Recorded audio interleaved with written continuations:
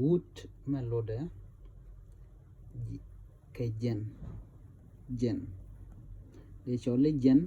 ki de chole jat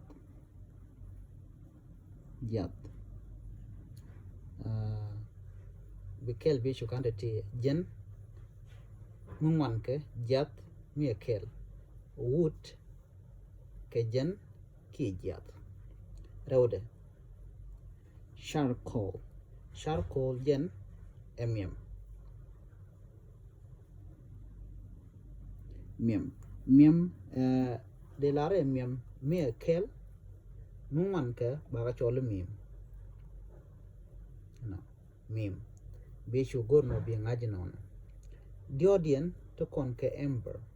ember lo no bol match mite ka man mo bol ba chole ember bol match to kon ke hash me chi ach but hash ash melone ngat je ka match mi chaje jen hash ngat bi ngaji non was me to kon ke fire extinguisher me lor nungu de kon gorgwama yen match mete ka match mi chepet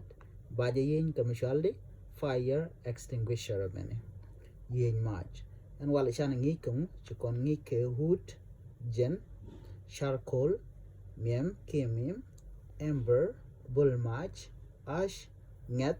fire extinguisher yen match mete match mishi ben na me Thok Nath bi chu gorno jin bi je nyak kana asti kokien chu je peru je no jin bi ja nyak na shanga na ite kokien ko ban reality bi kon ko kula ngat kel kele